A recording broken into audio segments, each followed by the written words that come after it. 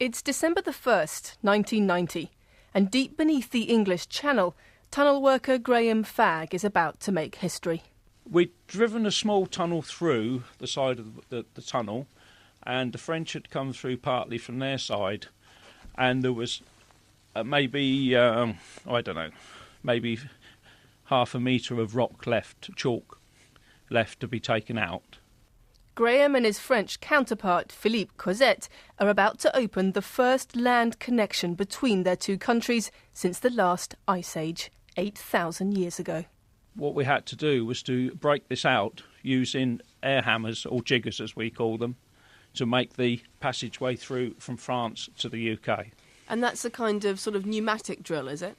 That's it. It's just like the road drill that you see them using on the side of the roads, but a little bit smaller so that you can actually lift it. And everything went well until my jigger actually broke through, and I think I nearly caught Philip with it, and I thought, oh my God, that's just what we want.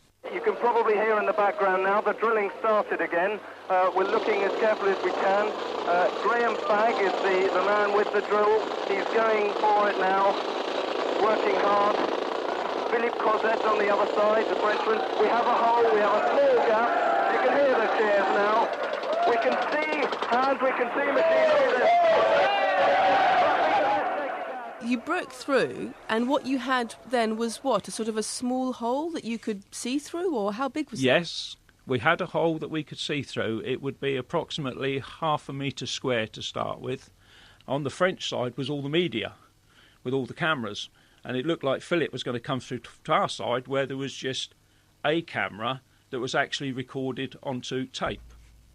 So he had a couple of photos taken, and then I had to sort of say, go on, you've got to get back to the other side, mate. You know, I've got to come through from this side.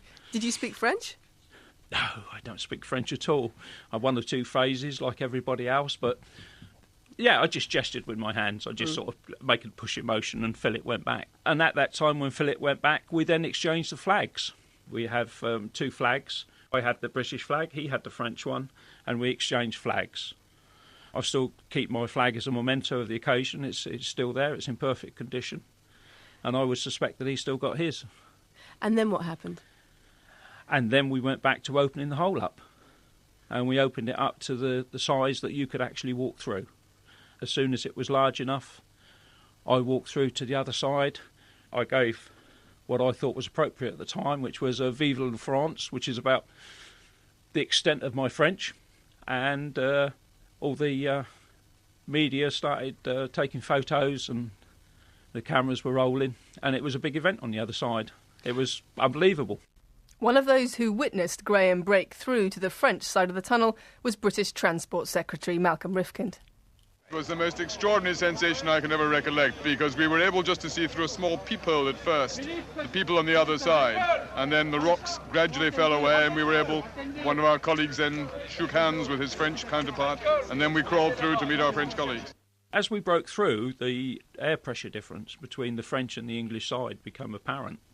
The air started to rush through from the British side to the French side, and in actual fact at one time was that strong that it actually took my hat off, which just shows how air pressure can be different from one side of the channel to the other. What were you feeling? I suppose relief that I'd got through without any problems. The magnitude of the event hadn't actually caught up with me. I think it's afterwards, when you've got time to sit and think about it, that you begin to realise, especially if it's sprung upon you within a few hours, which is what happened to me. Graham Fagg had no idea until the night before the breakthrough that he would be the first person through the tunnel. An ordinary tunnel worker, his just happened to be the name that was picked randomly out of all the tunnel workers involved. And now here he was, in the glare of international TV cameras, blinded by the flash of press photographers, the first person to pass through a train tunnel which had taken almost 10 years to build. The big difference between France and the UK when we broke through was the fact that on our side we had tea, soft drinks, water, that sort of thing. On the French side you had the champagne and the wine, and it was unbelievable. I bet you were glad you're on the French side. I must admit, I did have a glass of champagne, which is very rare for me, actually. But I did have a glass of champagne just to celebrate. What was the atmosphere like? It was very celebratory. People were overjoyed. The project had been going for a long, long time. I'd actually been involved since 1970s when we started the previous attempt to come through. And to come back and do it made it really worthwhile, shall I say, really worthwhile.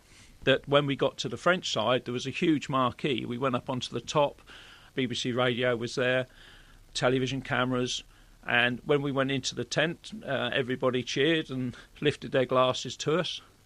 And in actual fact, at one point, I had people coming over who were actually cutting pieces of my jacket off as to keep as mementos. What was your reaction to that? Well, it was cold.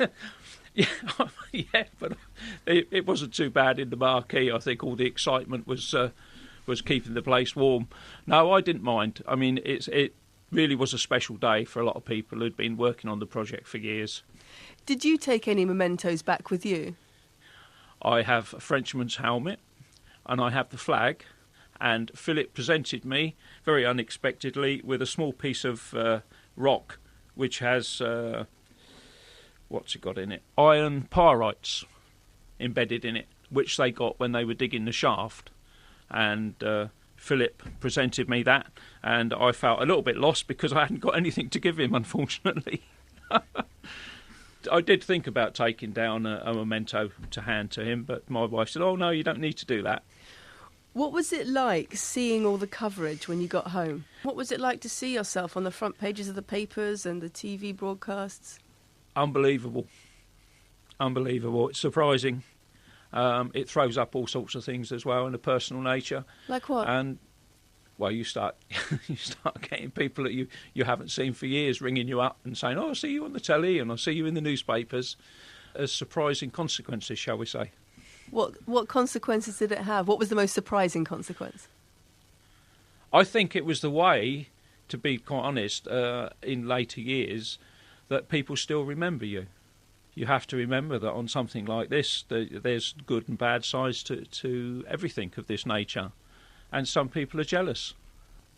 If you'd known on that day when they took you into the office and said, "You're the guy we've chosen to do this," if you'd known then what was involved, what you've just told me, would you have said yes or no? My wife would have wrung my neck if I'd have said no. I would still have done it.